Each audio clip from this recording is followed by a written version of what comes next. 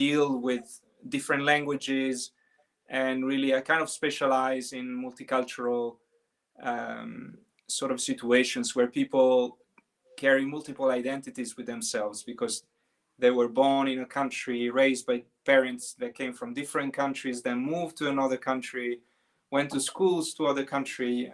So there is a lot of complexity there. And also, I focus on trauma. So the stories and the clients that I sort of attract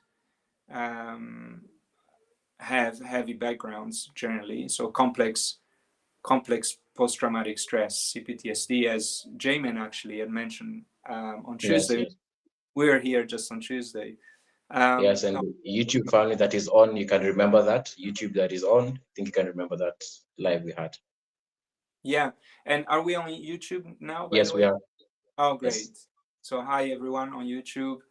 And so yeah, you take all these new cases and, you try to be there as a therapist, as present as you can. And, whenever we meet somebody new, there is always a bit of a apprehension of, who is this person and can we get along? Am I going to like Mm. them or not? But as therapists, we need to tune in much more deeply with ourselves. We are not there to judge whether we like the person or not. Mm. So we meet the person at the level at which they present themselves. And of course, the therapy space is a space where people come with a different set of expectations as then they would come when they just meet you anyway, right? For the first time, right? They come there to share some of their deepest troubles, confusion, uh, strongest feelings, maybe of anger, frustration, fear, sadness. Um, and so, a conversation starts right on into the deepest parts of the self. And that, for me as a therapist, that calls upon my empathy. And so I think the first work that a therapist does, at least in my case, and I think this will be quite generalizable to a lot of other therapists, is that the first work that we do is this work of being putting ourselves in a state of mind that is non-judgmental. And that actually takes quite a lot of energy. It's not our natural state to not be judgmental, right? Well, like we make judgments all the time. Walk down the street and you have 20 judgments going through your head about this woman and this man and this child and this older person and this shopkeeper and this policeman and so on, and this driver and so on, right? How do we put ourselves in that non-judgmental space? At some level, I think we run different programs in our mind that suppress certain things that would come natural, such as emotions of fear, for example, or emotion of anxiety, with which are very natural emotions when we meet anything new, anything new. So we have to run some repression programs to begin with, and that allows us to have that kind of more objective sort of state and view of the person that we're meeting, right? Because we don't know what they're going to tell us. For example, I had a client on Friday evening, so this is the last hour of therapy that I'm doing of the week, and the conversation begins with the client saying, "I'm sorry, but I have to dump some real heavy shit on you right now." I said, "Hey, you're paying me for it, so go ahead with it." And then he says, "Well, a few hours ago, somebody called me to tell me my father was in an accident and he died." And yeah, in that moment, there is, it's difficult to recreate what I went through in that moment, but clearly the issue of presence was very, very vivid for me, right? It's like I've just met this person, and now I need to act as someone who is very comforting. And it's not that I don't want to, but how do you do it? Like the question is, how do you do it? Because I'm human myself. There is something really raw about that moment, because there is a certain urgency to address the shock of this person. We've talked about shock traumas here, and we've talked about how accidents, sudden deaths cause shocks. This person was obviously in shock because there was no real signs of sadness or grief yet. We cannot take in this news immediately. We go into denial. The first response of any shock is denial. So we both knew it.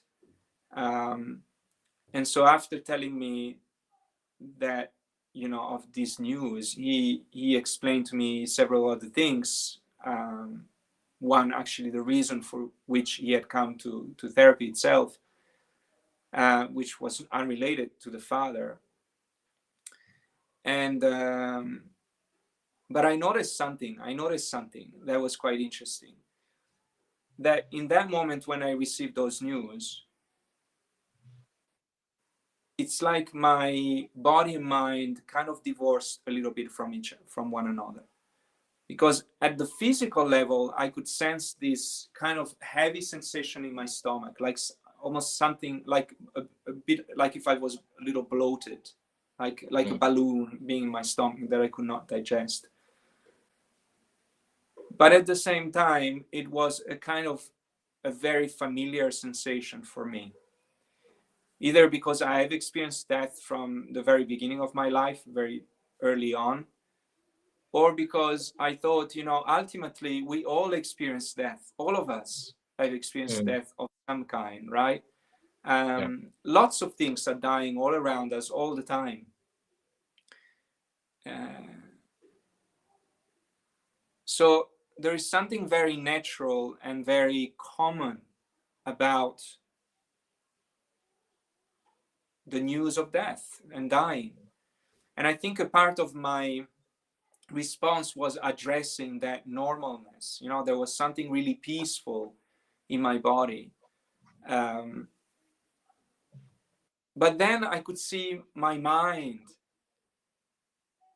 wanting to protect this person and wanting to make sense of what was going on and give meaning and give reason and give justification and this kind of protective sort of mechanism, and was very mental. And I could see how going there wasn't really going to help at all, because already my client was doing that.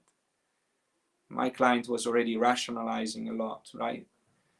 In a sense, I also was thinking it was a way to cover up the vacuum that is created by suddenly a person disappearing from our lives. Because, when we identify with other people, part of ourselves live in those other people, and part of those people live in us. Part of who we think, what we think we are that thing because someone else thinks that. We don't usually think about how our identity is constructed, but our identity is really a composite of a lot of ideas that surround us and that we integrate within ourselves. What you think about me, what my parents think about me, what some other people that I know think about me, all of these ideas of what I think you think about me live inside me, and that constitutes my sense of self. When one of these people who are important for my own identity disappear, there is a whole re-equilibrium that needs to be reformed, right? And something goes away from us at some level, right? The person that we relied on to tell us who we are from that particular angle is now gone. And so there is a hole that is formed. And the mind kind of wants to fill up that hole um, with, with words, with sound. Also, I think, you know, the idea of loss and something being like this idea of a hole and death is kind of common, and we don't really like it at some level. Yeah, part of us can be very at ease and peaceful with it, but another part of us doesn't want to accept that. A part of us doesn't want to accept death at all, for that matter. And so, yeah, it really kind of made me reflect on what my work is as a therapist and what presence is. And so today there are visible signs of distress and tiredness on my face. I've spoken about empathic distress, René, right, on my YouTube channel. You have, yes. Maybe some of our viewers would enjoy those videos. Yeah, and here I am. The work that I do is a real kind of work, and it's kind of really difficult to explain because, you know, it all happens internally. But I would say there is a lot of cognitive work to be able to manage those emotions, to manage focus and presence. You know, for example, if when I saw my mind wanted to go into explanations and protections and words and reasons, again, that's another thing that I need to suppress at some level. And not completely suppress, because if I completely suppress, then I divide from myself. I just become a mask.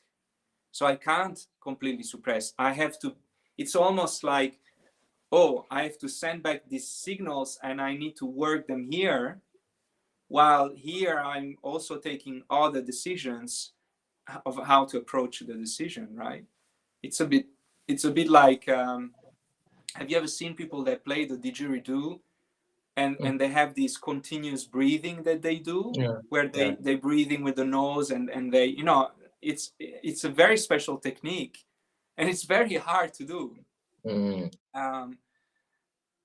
it, of course, it takes more work, you know, and it's kind of similar, but internally, right? I have to deal with my own feelings and be alive with my own self while I'm dealing with the client.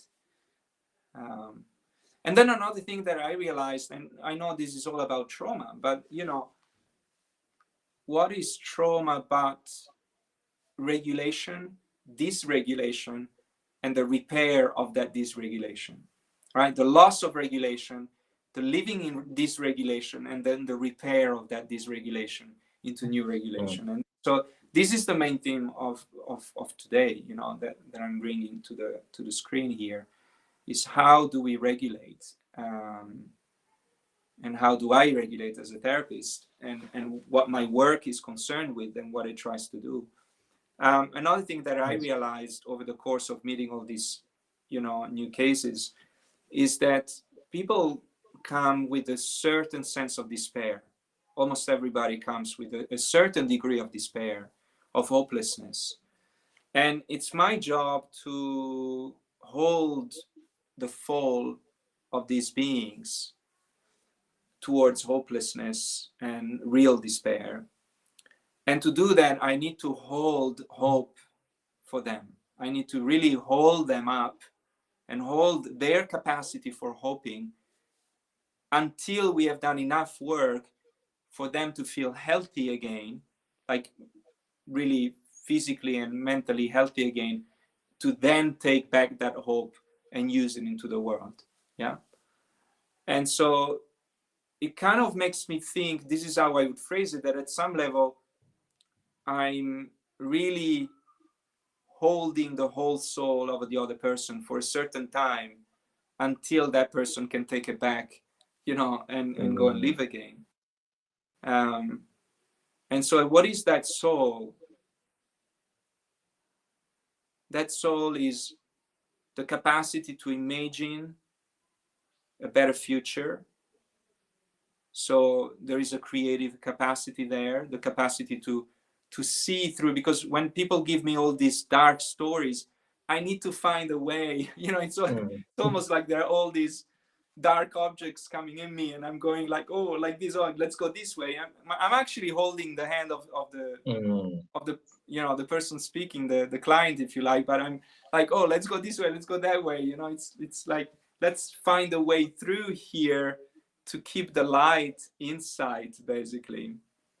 So it's something to do with being creative, which of course takes a lot of cognitive and emotional resources.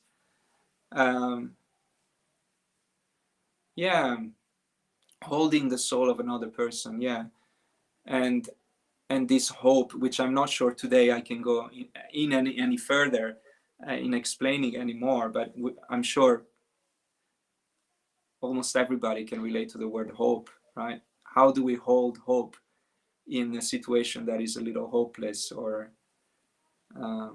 desperate?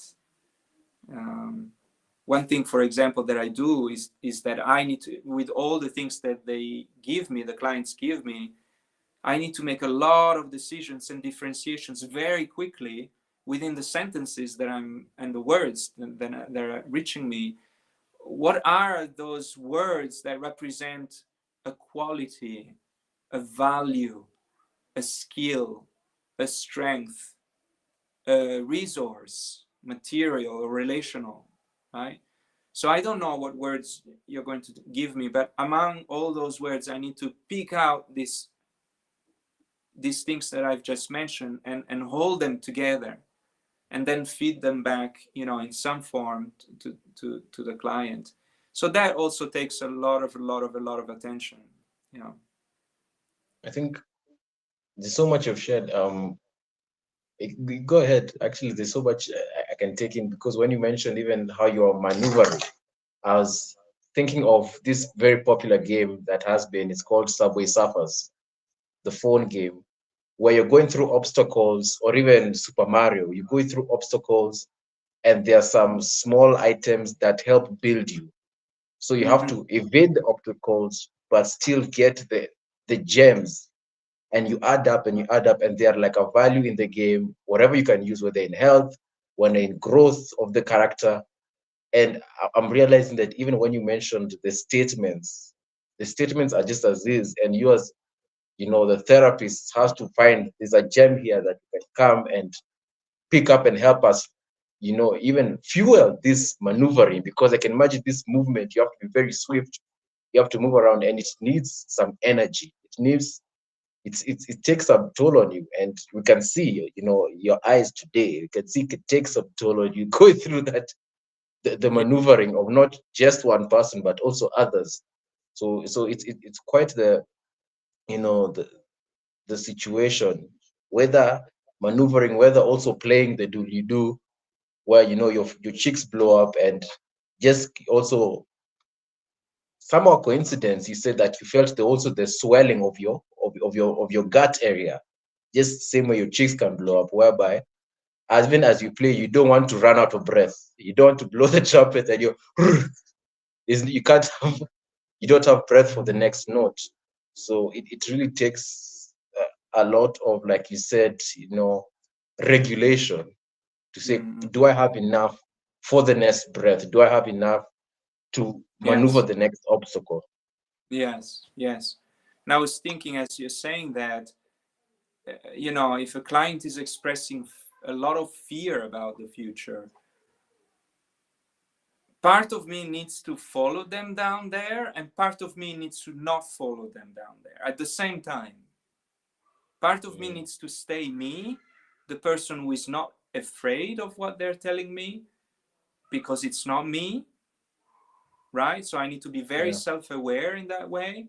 But part of me needs to go down to where they're fearful, because they need company. They need they need to break the isolation in that fear. They need someone to hold their hands. And so I almost have to create a split within myself, but like a conscious one, and one that is continually aware of the two, because I'm holding the present moment.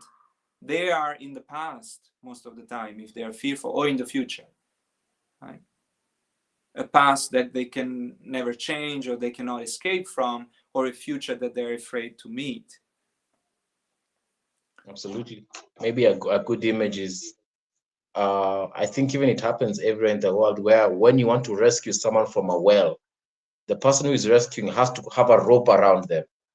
So they are in there, but they can be pulled out. They know their way out, you know. They can tug on the rope, and so they're in there, but also they're out. So Yeah, you have to hold the rope and help them come out, even though you know that you're in them with that well, but you're not stuck like them.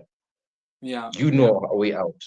yeah. And the person that is pulling or holding the rope up the well is also me, right? Yeah. So, and that's that. Um, and of course, all the other emotions are going to be important, because when we tell stories, it's there is a lot of different things that we express. Sometimes we might express a very tragic story, and we almost, for a moment, we might have a micro smile of irony, out of the irony of life, of how tragic it sounds. It almost sounds ridiculous or comedic, right? And if I see that, then I can catch that for a moment, and sort of just have a laugh with the client, just to break the pattern, or to let them see that indeed there is something other than the focus that the emotion that they're focusing on, for example. um, and so there is this need to be able to wake up certain things in the client, while at the same time not making the client feel that I'm disrespecting what they're saying, or disregarding them, or neglecting them, as we have been talking about for a while, right? Because of course, everything that I'm not catching, or that I'm sort of putting to the side, might be felt as a form of neglect or dismissiveness. So it's a very catch-all kind of Mm. job. And and then that's where I am, right? Like, if I catch all this burden, well, by the end of the week, I was like, I'm very tired from carrying on. So I need to find my ways of, you know moving these things away. Yeah, so thank Absolutely. you, René. Thank you for listening. Thank you to the viewers for listening. On this channel, on this program, on our journey, really one of our missions is to remain grounded in a sense of presence and honesty, and to talk life as we experience it, not with a sense that we know it, but with a sense that we want to know it, Mm. right? And I hope the viewers can appreciate this sharing that I've done with you, and your own feedback in this sense. So, you haven't spoken almost anything, although I thought you were going to take Yeah. over today, but it will be for next time, René. Sorry about that. Um, No, absolutely. I think I was glad to be able to share my feedback and maybe share something that to bring it home for the viewers. Um, Next live, this coming week will not have any special guest, as far as we know. But for next live, it will be normal on Saturday. Make sure you get to subscribe. We also encourage that you buy us a coffee and help us as we go through this exhaustion, go through this catching all this, and even as the obstacles are, we're trying to catch them, they're thrown very quickly. So I'm glad, Nicholas, you're able to share with that.